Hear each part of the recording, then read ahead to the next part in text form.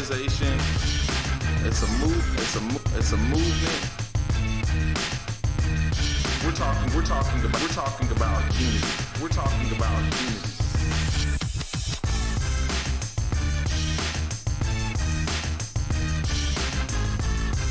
So we're aimed to taking down the system of race by educating, enlightening, informing, and positively debating with those who have counterviews.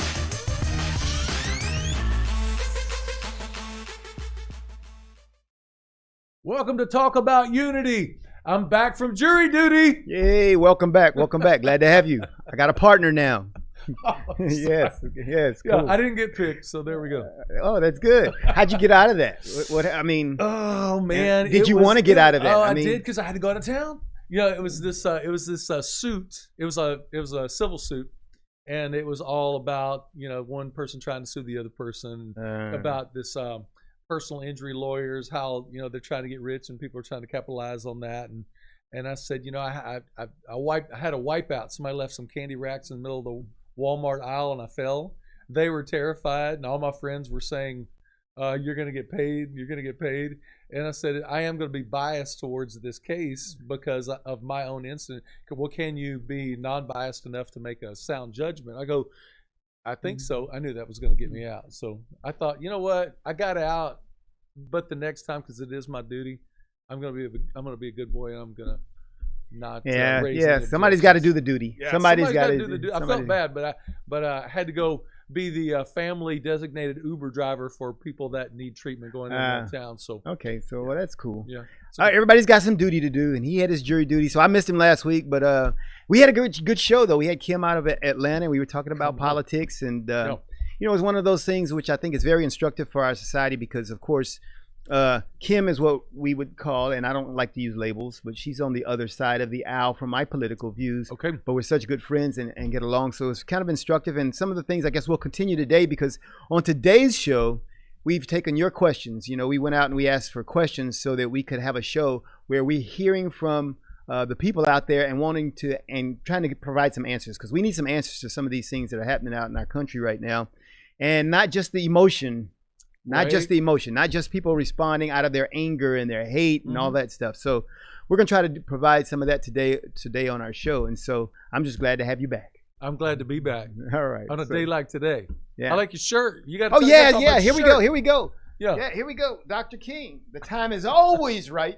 And I can't talk like Dr. King. The time is always right to do what is right. All right. So we got that. We got that going. We got a Dr. King happening today. So we need to commemorate Dr. King. Matter of fact, one of my friends sent me a post this morning, and I told her I would talk about it for a little bit on the show. But she sent me a post where they had a caricature of Dr. King up there, and it said, "And we need leaders not in love with money, in love with justice, not in love with publicity, but in love with humanity." And then someone took their own words, and on the top of it wrote, "We will on 20 January." Come on, man. So here we go. So this is our thing today.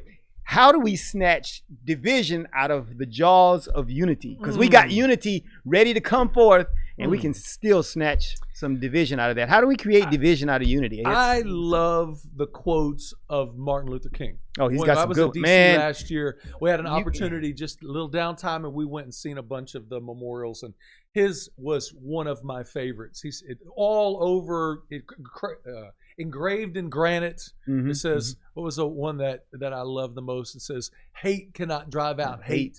Only love can do that." Man, that's brilliant. Yeah. Why didn't I come up with that quote, right?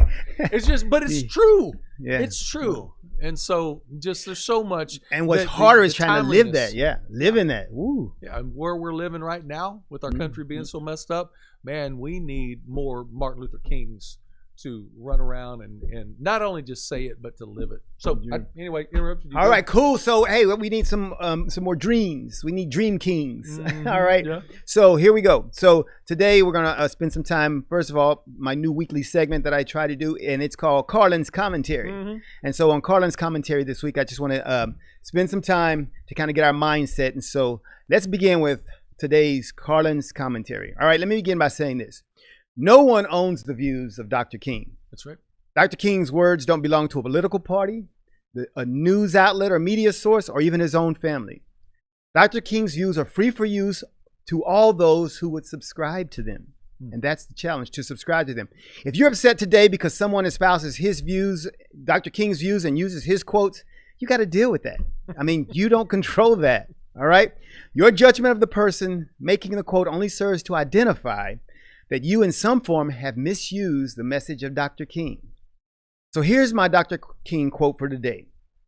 Dr. King once said, "An individual has not started to live until he or she can rise above the narrow confines of her individualistic concerns to the broader concerns of humanity."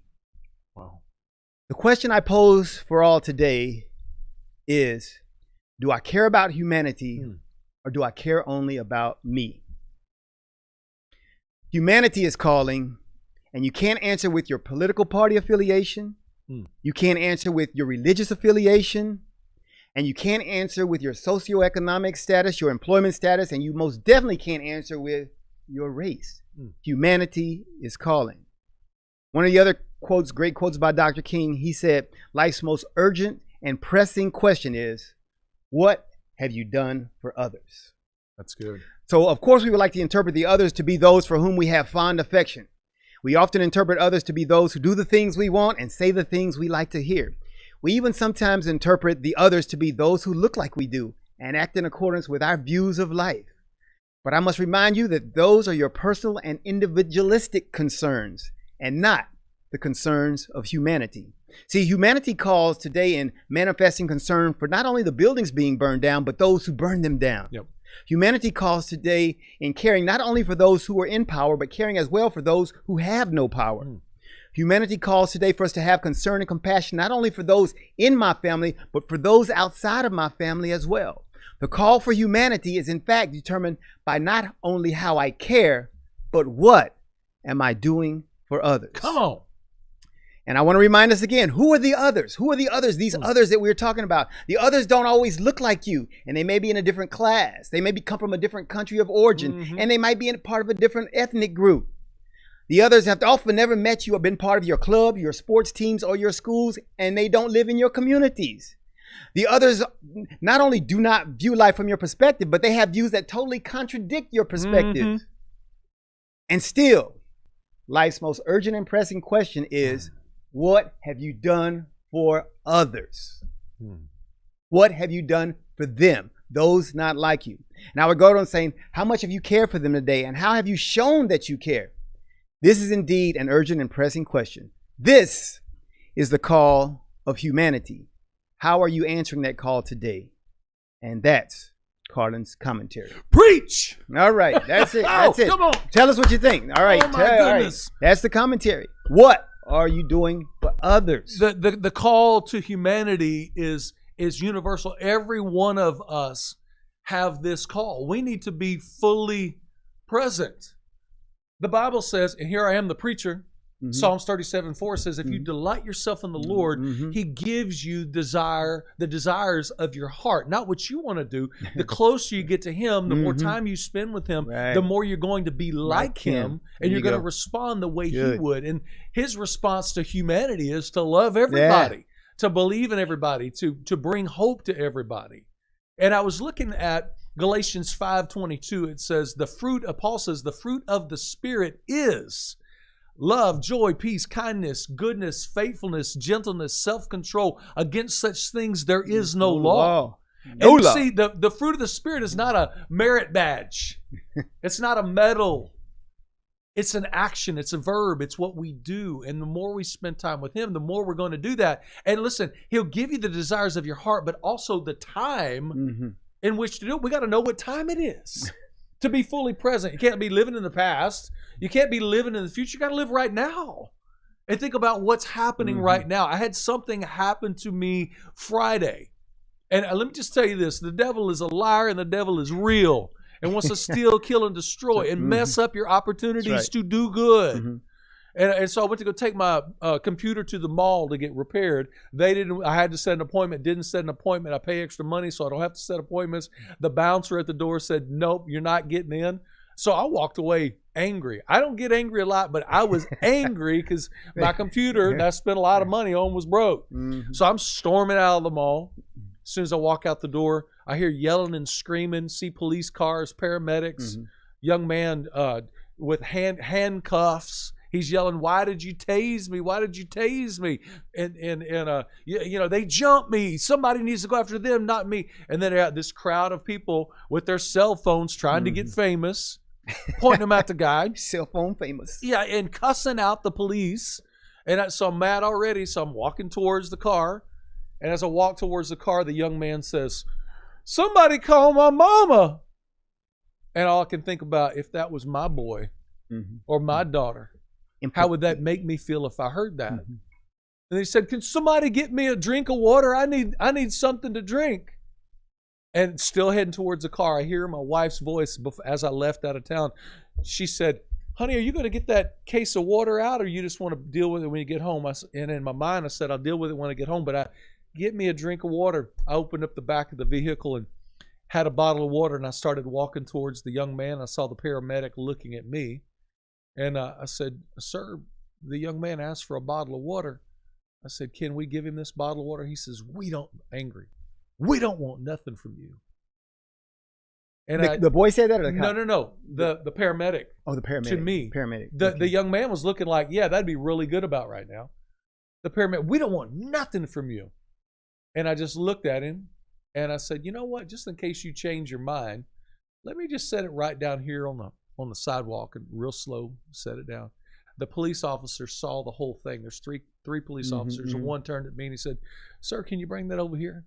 I walked over to him. I said, "He asked for it." He goes, "Thank you. He could use that about right now.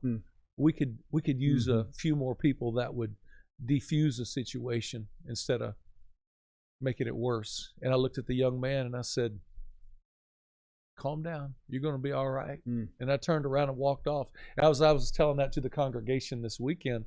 I said, "Man, I wish there was more to the story. Like everybody, all of a sudden, the fire of God came down and everybody just was so happy and got right with God." But no. All it was give the bottle of water and leave. And sometimes that's all really I think God wants us to do, is just be fully present and just give us seeds, just little seeds and elements of kindness and threads of recognizing humanity that is a little bit different than you. But in the reality is, that kid was just like anybody else's kid. May have made a wrong decision. Maybe he really did get jumped, but he was in a place of need. So, and that's what you're doing. You're answering life's most urgent and pressing question. Yep. What have you done for others? You had nothing to gain out of that. No. You had, matter of fact, you could got yourself in more issues just by your action. Well, yeah. But your concern was not yourself. It was what you could do for others, and that's where we got to go. That's where we got to be. And so that's where we got to go. So hey, so we got a great show today, and our question is, what are we going to do about your questions today? Yes. All right. So we took your questions. How can we answer your questions? And that's what we're going to attempt to do on today's Talk About Unity show. And so we'll start that as soon as we come back from this break. We'll see you then.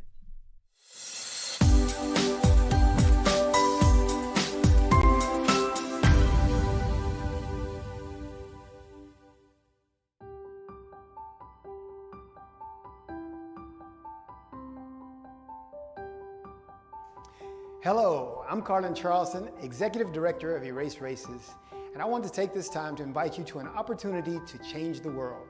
Perhaps you're too busy and too preoccupied to help change the world, but please take the next 2 minutes to listen to how we plan to do it. The divisiveness and bitterness observed in our country today is not a coincidence of the current administration or any administration before. It is also not a product of a singular or multiple infractions by a zealous or racist police force. No, the race problem precedes the founding of our country. Our very history speaks in racial language, and most everything that happens in our society now carries with it racial baggage. It simply does not have to stay that way. The Erase Race campaign has only one objective: the unifying of all Americans, and that without regard to the color of their skin. This is a difficult challenge because of our history, but we can do it if we believe. If we believe that Martin Luther King Jr. was right when he said, "We are tied together in a single garment of destiny," we can do it. We can do it if we believe the founding principles upon which our country was built, that all men are created equal. We can do it. And if we believe that God did in fact make all nations of men from one man, and that we are all therefore part of one family, one race, then we can do it. Yes, the task is monumental, but the reward is worth the challenge.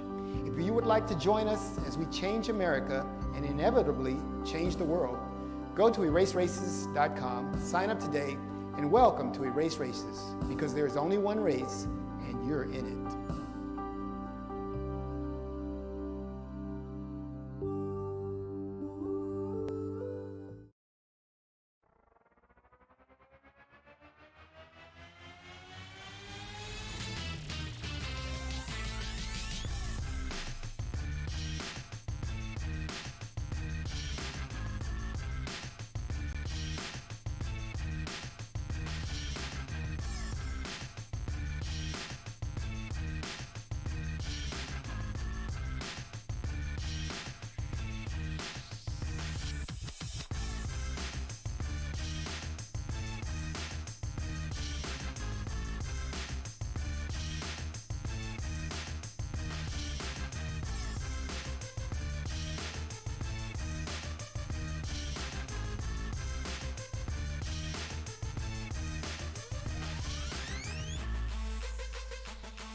Life's most urgent and pressing question is, what are you doing for others? Come on. Welcome back to Talk About Unity today, and it's the day after we commemorate Dr. King, but we still got King ringing.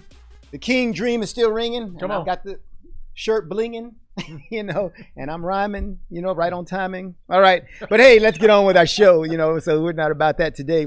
But hey, really, we were talking about how it is about others, and that's all we've been really focusing on, because in today's environment, definitely the political environment where we are in this country, that is so difficult to maintain, where we're thinking about other people first. Everybody's wanting to articulate their viewpoint and get their point across, but what we really want to know is, what can we do for others? What we're really trying to find out is, how can we make things better for others in our society? Most people right now are concerned about having their way. Like I talked about the social media post where the person said, things are going to be the way that I want them on January 20th because the guy that I voted for is going to be in office now. And someone was very pleased with that. That's fine that you get what you desired and what you wanted for politically. But the question is, how does that manifest itself in making things better for others? And so that's our challenge, and that's where we kind of are.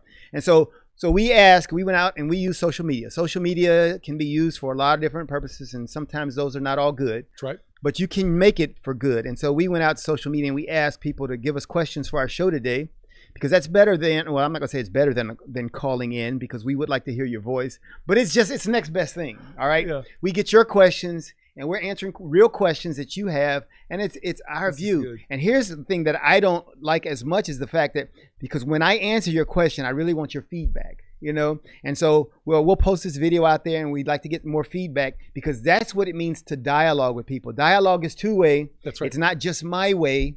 This is my viewpoint. I would love to hear yours. And so we've got some questions, and we thank you for wanting to hear our viewpoint on this, for those who submitted questions. And so without any further ado, unless you got any other comments, we can start with let's get it. We can dig into let's go ahead and dig into questions. So the first question is from Josh, and he asked this question: what's your view on the insurrection?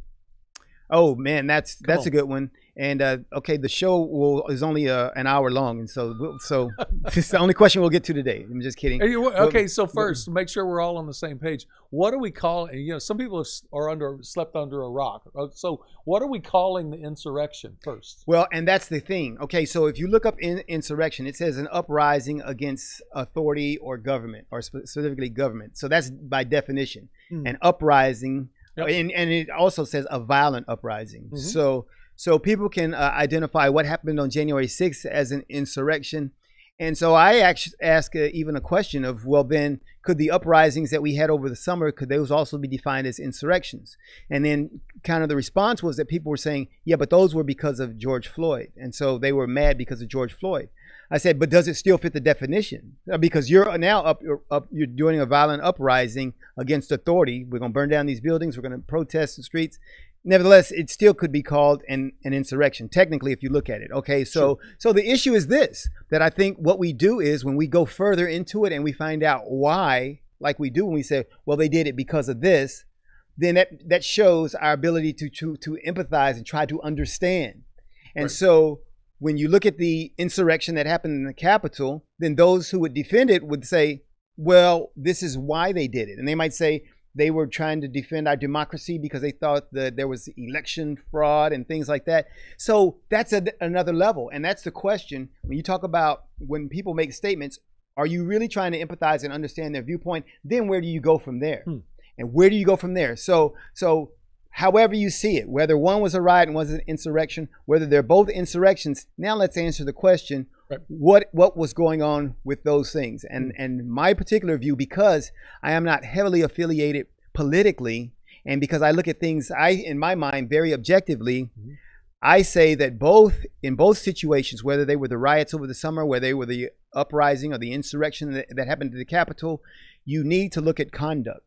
Right. And when conduct is inappropriate, there's got to be some level of accountability. This is what it means. That's why I don't get caught up in the terms of what type of justice. I get caught up in the terms of what justice means. Yep. And justice means applying that evenly across the board and holding people accountable for their actions. And so I think that's what needs to happen. And so in my view of the quote unquote insurrection, there was some bad behavior, there was some bad conduct that people need to be held accountable for. And then after that, we need an investigation to figure out, why did this happen? What's causing this? And we need to look in that very deeply, and so we can have an objective viewpoint and not one just based on emotion and the fact that it favors one political party or the other. So that's my spin. I see very little support, positive support for the insurrection. I mean, I can't see anybody. I haven't heard anybody. Tell me if you've seen it, where somebody says, "Oh no, this was a good idea. This was a good idea, and the tearing up the Capitol was justified to go do." I don't hear anybody saying. Yeah, only the people that were there. I mean, some of the people that were there were on video. Some of them were saying, this is our house, we're taking over."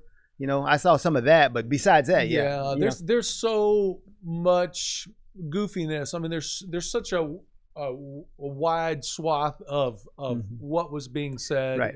and just some of it's conspiracy theory, some of it is coming from credible sources. But bottom line is, President Trump said, well, let's march down there. Had he not said, let's go march down there, I think a lot of, if there was somebody infiltrating like they did in some things in the past, wouldn't have had the opportunity to do that. They'd have been sticking out like a sore thumb. The bottom line is they got in there. Whoever dressed up in Trump garb got in there and tore up a bunch of stuff.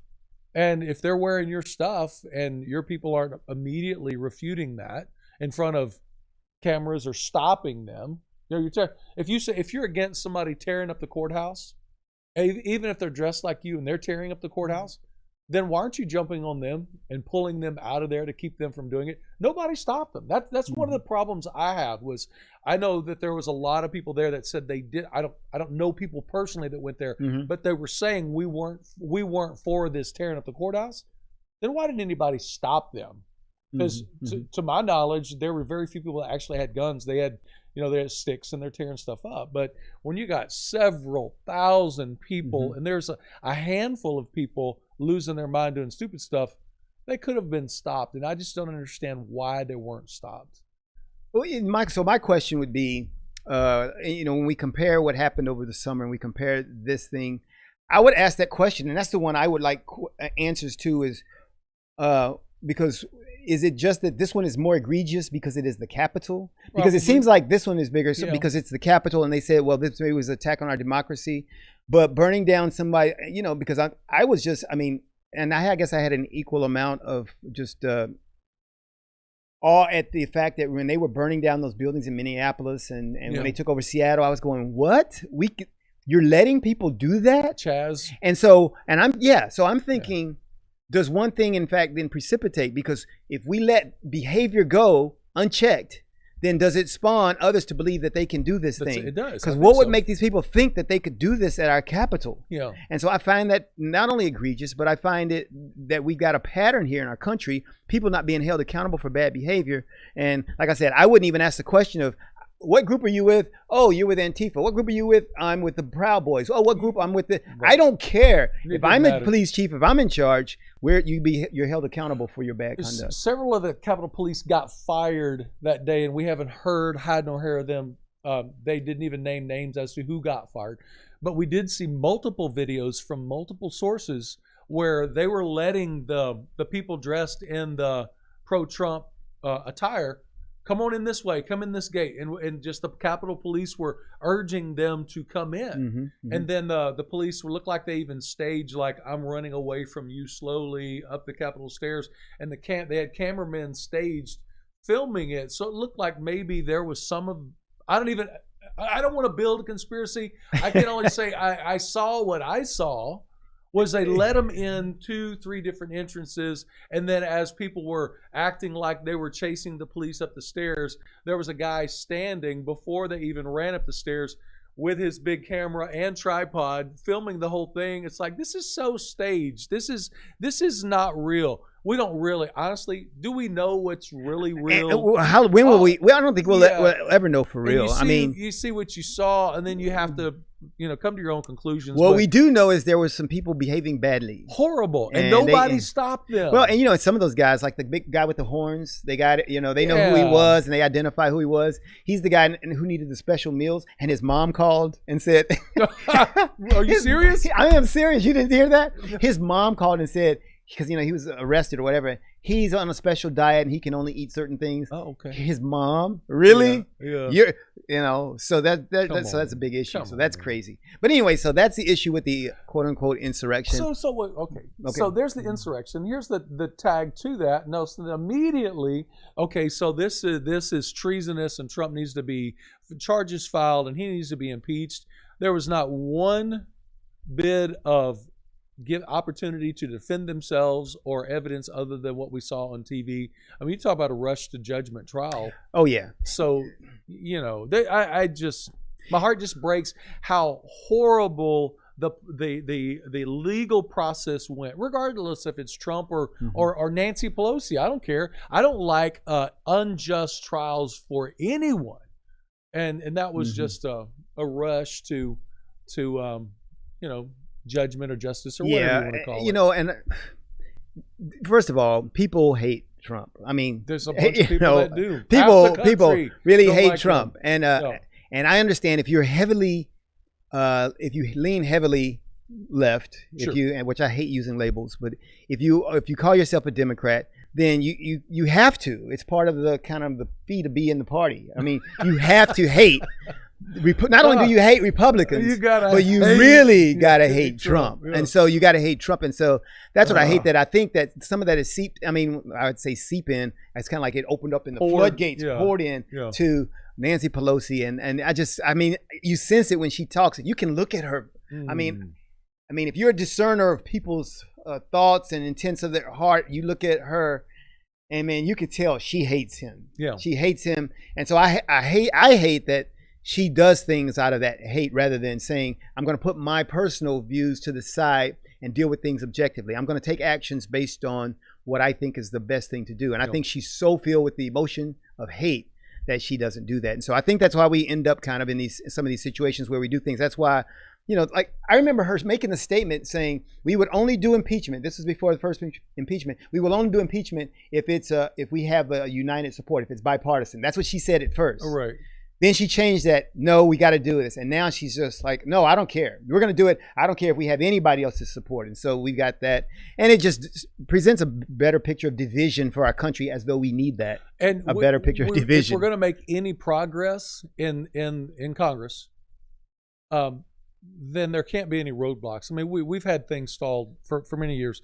And so the Senate Republicans said, before we move forward with any kind of legislation, before we move forward with any progress on anything else, we have to settle this impeachment thing. So everything's just roadblocked. They're not doing anything until they either cancel this impeachment or push forward with a correct legal proceeding for that. So, all of a sudden we're stopping with our emergency brake set. Well, I think the American people will be pleased if they, first of all, if they can decide that they will do anything together, then we will be satisfied. So right. Senate, come together, House, y'all get your stuff together. And if y'all can do something in Congress together, American people would be proud. And that without regard to who the president is, I think that's what the American people want to see. And it would be nice if we could make that happen. I just have one thing to say to everybody watching this and anybody that will ever listen. If we think that Washington, D.C. is going to fix our issues, we've lost our mind. It's time that the American citizen gets together and starts to have these conversations where someone talks and the other listens respectfully, and then the other person talks and the other person listens respectfully. And let's make some progress on some things. It was a shame that there was so it was so unfortunate that there wasn't more people running to that young man's aid the other day instead of blasting on the police and trying to get famous with their video. Our country is hurting, and the only way it's going to get healed is God. And then people just, we need to do the word my daughter uses all the time now that she's in college. She says, "Daddy, I'm adulting." The adults need to start adulting. We need to start adulting, acting like adults, and be mature citizens.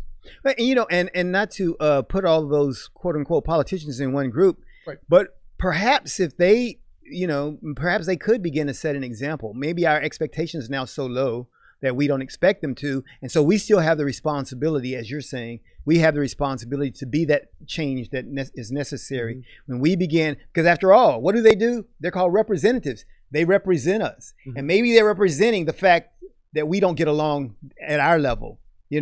Richard and I, we have arguments and we can't be civil with each other. Maybe that's what our representatives are doing. They're showing us who we are. So maybe if we change, maybe our representatives will change. After all, they represent us. So, well, if we could just keep fighting each other, it distracts us from paying attention to the fact that they're not getting anything done. Yeah. Well, the Indian chief said, once you realize that the left wing and the right wing is all a part of the same bird, then your eyes are open. Yeah. American unity. That's what we're talking about. All right. So, So that's a question. And we've got halfway through the show and we've got one question done. So we're going to move a little bit faster because the other questions we don't think are that big, but we never know where our minds are going to go. Yeah. So we'll try to cover those when we come back from this break on Talk About Unity, where we take your questions today.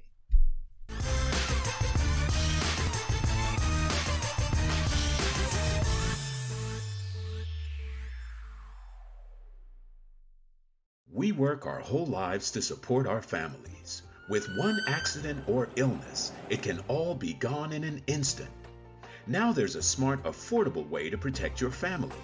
Go to findhealthbenefits.com and discover low-cost life insurance for as little as $2 per month. Add to that a tax-deferred annuity that can help you protect your assets and grow your money for retirement. Learn more. Go to findhealthbenefits.com. or call 877-235-6094. A critical illness can strike without warning and wipe out your life savings. In fact, it's the #1 reason for bankruptcy. Find Health Benefits offers an affordable solution.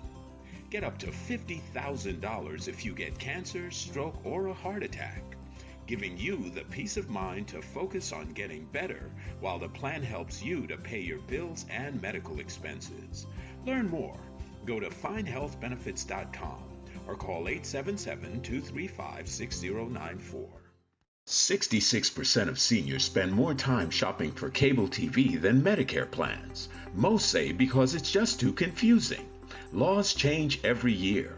The wrong plan could cost you thousands and prevent you from seeing the doctors you want. Introducing findhealthbenefits.com. Save time, save money, see specialists without referrals. Go to findhealthbenefits.com or call 877-235-6094 for this informative brochure. Society is on the edge. Let's bring them back. Edge Radio, because truth still matters.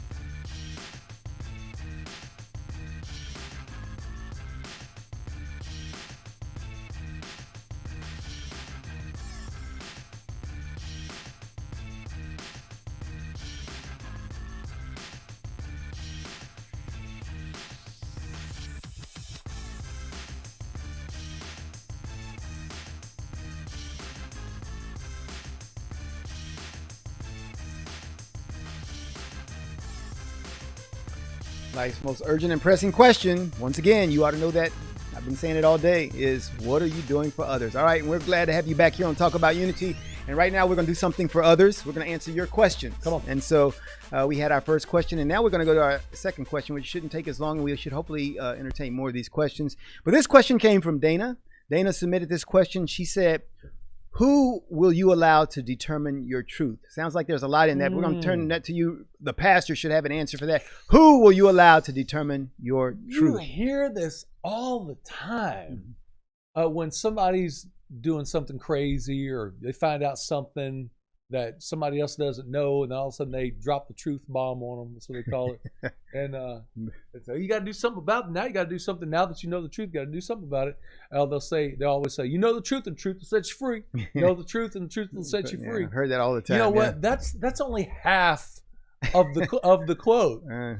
Jesus actually said in John 16, he says, he's talking to his disciples, if you continue in my word, then you are my disciple, and you will know the truth, and the truth will set you free. If you really want to know the core of what the truth is, you got to dig into the Word of God. Now, there's a lot of people that aren't Bible thumpers, okay? Right. I get that. But there are godly principles in which we need to live by. And don't pretend that something is the truth that's not the truth. People can live a lie all day long, you know? So those things got to come first. Pick at people, huh? So they got to come first. You got to first of all, if you know those biblical principles, and if you're abiding by those things, then you can know the truth. So can they know the truth outside of that? I mean, is there a truth that they could say, yeah, but I know this thing, but I don't believe in it? Well, okay, so some universal principles that Jesus always referred to was integrity. You know, be honest with what you say. And the things that you believe and you hold values to, make sure that they're solid. I mean, don't believe a lie. If you know something's not true, don't say, hey, I weigh 180 pounds and you weigh 450. That's not the truth, you know? Or you know, I'm going to become more disciplined and I'm going to be more physically fit. But yet you wake up in the morning, you eat a half a gallon of ice cream and you watch soap operas all day. You're not, or I want to be wealthy and you haven't even applied for a job. Right? You know, we can live in, I call it La La Land. I'm actually writing a book called Leaving La La Land. It sounds like La La Land. La La. You know, it might be La La. You know, gingerbreads and candy canes and everything's going to work out great. But yet I'm going to talk ugly to my wife and be dishonest. You know, that's La La Land. We have to be honest. We have to be truthful. We have to own our stuff. And if somebody's telling you something that this is the truth, then ask them to back it up. You know, this whole that we're talking about a race thing. This is a really good premise that I try to live by. When somebody, you know, you're having whether it's a political argument or a cultural argument, and I'm winning the argument for whatever reason. This happened a handful of times. I'm winning this particular argument, and they don't have an intelligent, rational thought or comeback to what I'm saying. Well, what's a lot of times the response I get? Well, you're a racist. And what I used to do is no, I'm not. You know, I've done this and I've done that and I've helped this person and this person is my friend and, you know, and I love everybody. And I just run to defending myself, which really makes me sound like I'm guilty, right? and I said, you know, I'm not doing that anymore. What I say now, because honestly, I may have a blind spot and I don't know that I am. And if I am, I don't want to be. And if I sound offensive, I don't want to be offensive. They say, you're a racist. I have it's actually two words. How so? Tell me, how am I? Where do you gather this fact, this revelation that I've obviously? And what kind of response do you get for that question? Nobody wants that comeback. Hey, really, in logical terms, tell me how I am based on what I just said, or do you know a part of me that I don't know? Come on, let's have the conversation because if I truly am. And I don't want to be. Help me.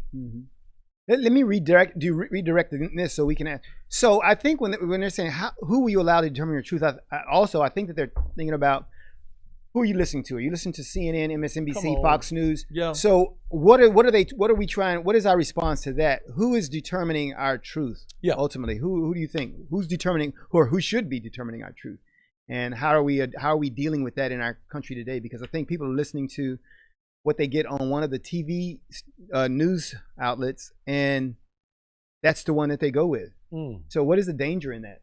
You know, number one, you don't know their life. You don't really know their source. I mean, maybe you should be a journalist if you're not fact checking those that are bringing you the truth, or what you perceive to be the truth. They're giving you the news, and then you turn the channel, it says something contradictory, and then you have to go, okay, who's telling the truth? Because obviously somebody's not telling the truth. Here's a premise that I live by, and I take the news with a grain of salt. I really do. There's so much propaganda on TV. It's simply this. I really pay attention to the fruit that's hanging on somebody's tree before I listen to anything they have to say. If they're living a life of integrity, it'll show. If they're honest, it'll show. If they're a trickster or a conniver or a deceiver, yeah, that's going to show up too. So, and you'll find out over a period of time, if you do your research, many journalists that are dishonest, it doesn't take much digging to find out that, their life's pretty shady. And I really don't have confidence in that journalist, so I'm not going to listen to them. That's very good. I had a quick experience. I remember when I was in Baghdad, and we were in Saddam's palace there in Baghdad, and bombings, mortar rounds, and stuff happening regularly. But one thing that was interesting was to watch CNN, have CNN on the TV inside, which we did inside the palace, and watching their broadcast and looking at the facts on the ground. And sometimes those things didn't match. And you're going, that's not true. I'm here. That's not true. I'd call my wife, and she's all stressed out about, hey, is this happening? And I was going, that's not it. No, it's not happening. And so how are you allowed to determine your truth is very important, because everything that people are parading as truth is not necessarily so. And I think the answer is this, and this is one of the big answers that I have with Erase Race, is like, go out and meet others. Go out and meet others, so that you don't have to believe what they're saying on the news about others. And most of us believe what we've heard about others, and we don't have anything to disconfirm that. We don't have anything on the opposite, so we believe what they're saying. And I know you can't believe everything that you see, because it's not always what it appears to be. But when you have, come on, this happened less than 3-4 months ago. The protests were really getting bad, and the one news anchor says, well, as you can obviously tell, this is a mostly peaceful protest, and you got 5 buildings burning in the background, and there's 10 wrecked, tore up, burned up cars. That's not a peaceful, come on, man. What, you going to believe your lying eyes? Your eyes are lying. Your eyes are lying. This is mostly, this looks like Afghanistan. All right, let's go next one. I got a next question for you. All right. And this one comes from Wayne. He's got 2 questions, all right? And so we got something to really think about here, all right? The first one is, should the Congress continue to pursue impeachment? So should Congress continue to pursue impeachment? That's a yes or no, but we can talk about it a little bit. And should they conduct investigations of misconduct by their fellow members? Should they conduct investigations of misconduct by their fellow members? And they're talking about in Congress. Okay, misconduct by our fellow members pertaining to what happened on the insurrection. I guess that's what I think that's what they're implying. Should they conduct a misconduct? Yeah, I think that's what it's implying. So, yes. So the whole impeachment thing. Number one. So who was it? Mitch McConnell said they were not going to reconvene. They'd have to have 100% consent to come back. They did not come back early. So now, when they start the proceedings of impeachment, President Trump's already going to be out of office. So it's going to serve no good. What about those people who say, but they want to have a proceeding that keeps him from running from office in the future? There's no legal precedent that says that would actually work. Even if they do fully, absolute 100%, everybody agrees that he could be impeached again. Where's the legal precedent? Number one, there's not one. And what is the actual law that says he can't run again? A lot of people are saying, no, well, he'll never be able to run again. Somebody needs to show me that law, because I heard one lawyer, I think he was saying that you could do it, but that would be a separate proceeding.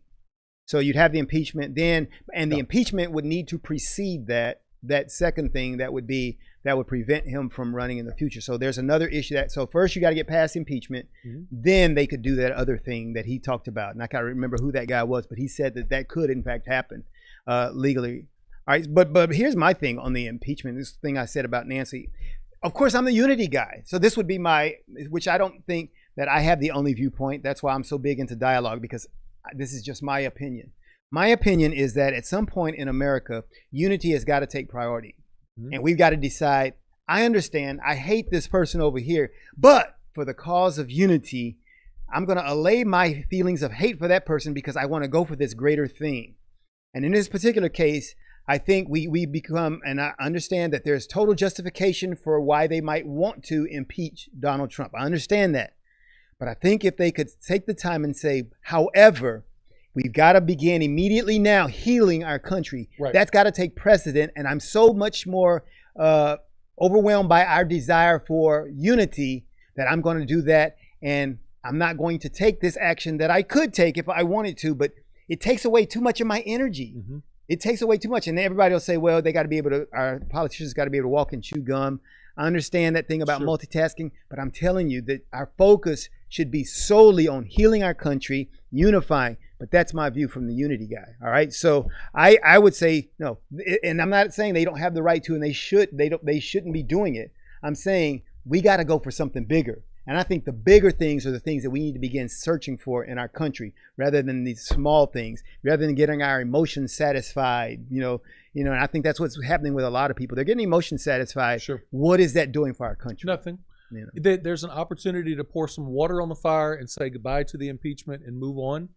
Or you can throw some more gas on it, because there's some people in office, Republicans in office, that feel unsatisfied and unheard regarding some things that was coming up, anywhere from the Steele dossier to WikiLeaks to Hunter Biden to so many other things that they felt like they did not finish presenting why these things should be addressed. And listen, if you're going to throw rocks at this whole impeachment thing, then all of a sudden maybe they're like, okay, well, if we're just going to keep fighting, well, let's go ahead and just keep fighting about everything. Mm-hmm. Like I said, I think our answer is going to be, this average citizen needs to stand up and say, and call the representatives and like, hey, either you make some progress and act like an adult, or the next time, everybody on both sides, please, let's just vote everybody out. The one person that I really am behind a lot on this one issue on, Ted Cruz finally said, you know what? I'm really pushing for term limits. I need everybody. Hey, that's a good one right there. Term limits. Wow. Now, because you said Ted Cruz, people are gonna say, "Well, he did this." Yeah. How about term limits? How about term limits? Can we all agree on term limits? Term limits. My goodness, that's one where we get universal agreement. But I guess when the hate is in the air, then I don't even agree on the things that I agree with you on. Well, that's crazy. That's crazy. All right. I think we need. What about the investigation? Should they conduct investigations of misconduct by their fellow members? Some people were saying that Josh Hawley and Cruz, they wanted to expel them from the Senate. And I heard them ask incoming Ron Klain, who's the incoming chief of staff for President-elect Biden. What did Cruz and Hawley do? They said they were furthering the misinformation about the election. And so because of their role in what eventually happened at the Capitol, then they should be expelled from the Senate. And so they once again, people throw these things out there to see if they will get any traction. Yeah. And they threw it out to President Biden's incoming chief of staff, Ron Klain, and he said he didn't go for it. He didn't go for that. He said, and that was really good, because that's the thing at the end of the day, and we'll move on to our next question after this. But I think the issue is going to be that when we hire, and I call it the American people, when we hire a leader, then we do that for them to solve the problems that we have at the time. And if unity is in fact as big an issue as I say it is, and I say it is a big issue, and I don't think anybody would disagree with me right now, if it's that big, the question is, will Biden solve that problem? That is the number one problem. You can talk about climate change. You can talk about all these other things, social unrest. Unity is the biggest problem. Can you solve it? If you don't, you're going to get fired. You're going to get fired because the American people want this thing solved, And if you don't get it done, then we'll get somebody else. Yeah. So, all right. Our next question, boy, we got through more questions than I thought in the show. We've already done about 4 questions, so we see if we can get this 5th one. All right. Here's a good one. This one came from David, and he asked this question. He said, since Trump had 74 million supporters, he said, and for the Republican Party agenda, since they have 74 million people who are supporting that agenda, and the president, what does this say about the direction of our country? So the fact that we've got 74 million people, we had 80 million people vote in favor of Biden, we had 74 million people. What does this say about the direction of the country? So where are we going to head when you've got this kind of divide? What does it say? You know, there's two ways to look at it. One is to say that we are more divided now than we ever have been. The other way of looking at it, which is the way I look at it, there's never been a more balance of power than what we have right now. Very good. So you have a Democratic president. You have, is it how many in the House? Like 4 or 5? I think it's, let me see. So 235 is the number, and I think they're 210. I think Republicans. They picked up some. So like 5. Yeah. So the Republicans picked up several seats. Yeah, I think it's like 5 or less in the House, and it's exactly 50-50 in the Senate, and the tiebreaker is Kamala. But then you have a conservative majority in the Supreme Court. Of course, they're not supposed to be one way or the other. Political, but the bottom line is, from where they came from for their judging in the past, were 3 were appointed by President Trump and conservatives. So this is a very balanced, very much a balanced government right now. I don't think it's ever been more balanced than it is right now. Yeah, and I think that's interesting for us all to understand, because what is it? And in my case, I think it's a perfect opportunity for unity. Yep. Because it says the person that you're talking to is probably represents the other 50% of the country. They're probably opposite you. And so now, can you do something so that you all can work together? Yep. So that's really big, and that's really good.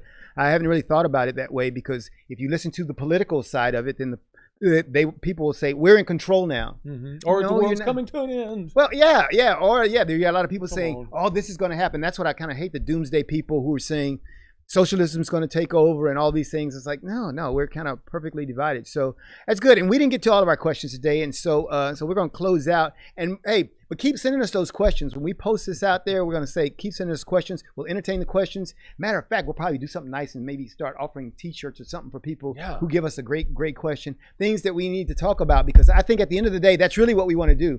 We want to increase the level of dialogue that's happening in this country, which means that I'm going to talk to Richard, Richard's going to talk to me, and you need to do the same thing with people in your sphere of influence. Have a conversation with them, entertain what they've got to say, and let's begin to feel each other. Yep. And let's grow together. So give us some closing comments there before we go out there. Well, I just want to encourage you.